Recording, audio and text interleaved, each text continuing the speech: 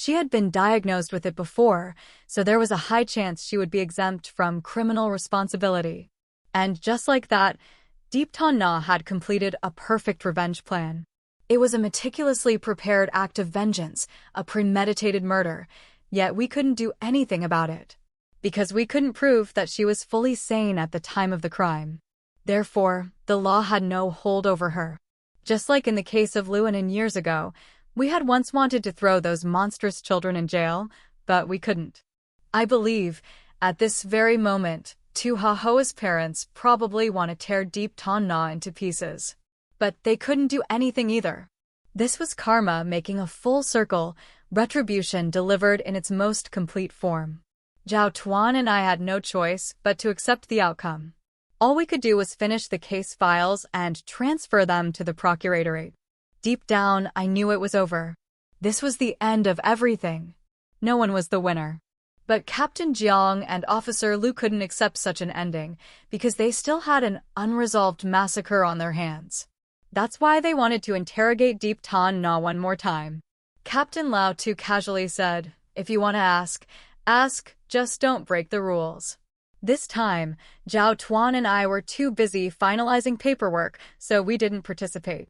Later on, I found out they had turned off all the recording equipment in the interrogation room.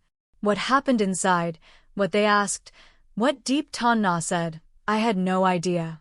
By the time I found out, everything was already beyond saving. Yes, there was still another ending. We underestimated the love parents have for their children, and we underestimated their resolve for revenge. Because among those who destroyed Llewellyn, 2 of the children were still alive. Deep Ton Na was held in the detention center, waiting for the trial to take effect before the next phase would proceed. Time passed, perhaps a few months, maybe more than a year, but throughout that entire time, no one visited her.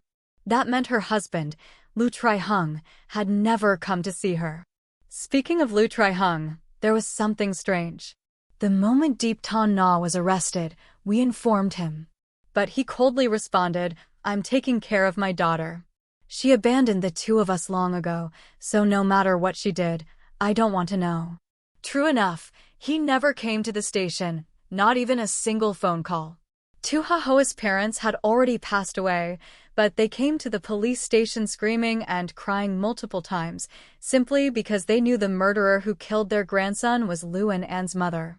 And even more painfully, they realized that this mother had gone insane, and now she would only be sent to a psychiatric hospital. That's why they wept, knelt, and begged us to sentence Deep Ton Na to death. In front of such people, we couldn't even bring ourselves to kick them out, let alone try to reason with them. But what struck me most was, they had completely forgotten that back then, Tu Hahoa was just a child, under the legal age of criminal responsibility. They also never considered how Llewellyn An's parents must have felt back then. They simply packed up their belongings, moved away, and started a new life. No worries. No remorse. Yet now, when their own children face a similar situation, they demand the death penalty. Perhaps this is the cruelest revenge of Deep Ton Na. Not just murder, but the destruction of the hearts of those who remain alive. What I still don't understand is who leaked the information about this case. We hadn't announced anything yet. So, why did Tu Hahoa's grandparents know everything? At the same time, another strange thing happened. Deep Ton Na suddenly had a lawyer. The lawyer arrived very quickly, even before we had prepared the mental health evaluation procedures. This made me suspect that Deep Ton Na had been pretending to be insane from the start. Her lawyer was extremely professional, immediately requesting a meeting and starting to defend her.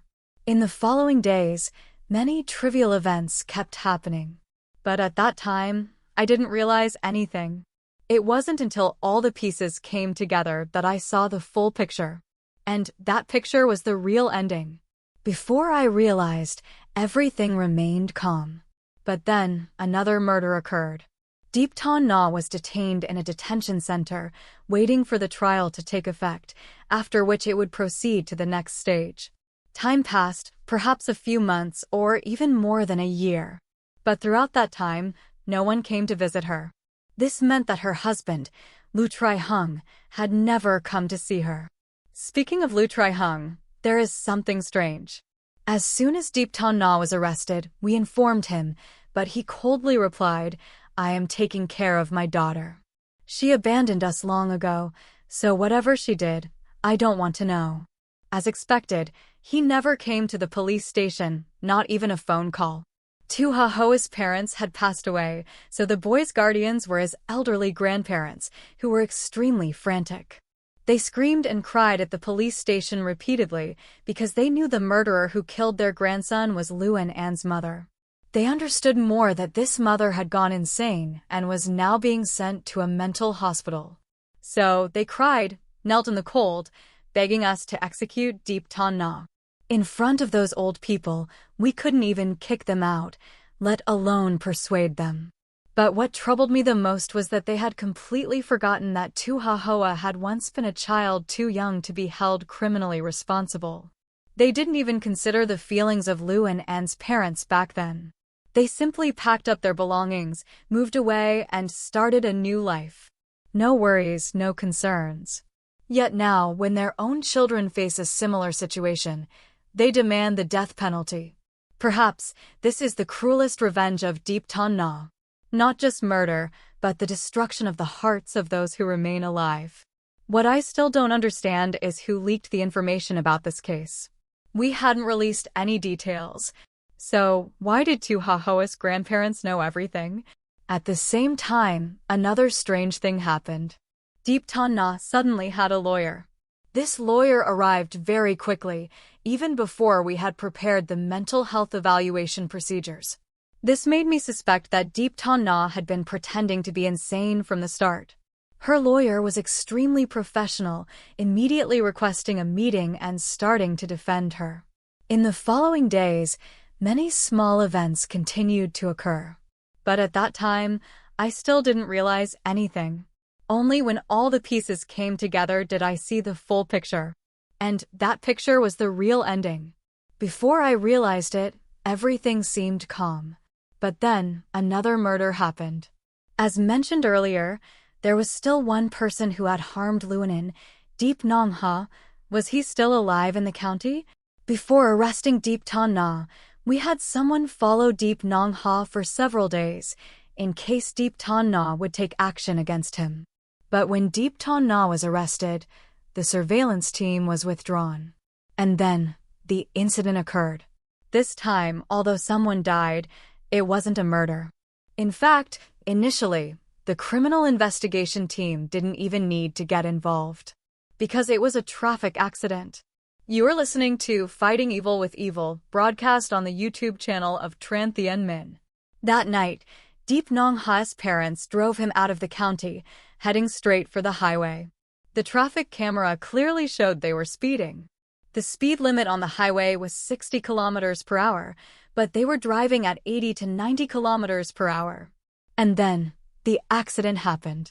Another car changed lanes, forcing their car off the highway, rolling into a nearby wasteland. Deep Nong Ha and his mother weren't wearing seatbelts, and both died on the spot, unable to be saved.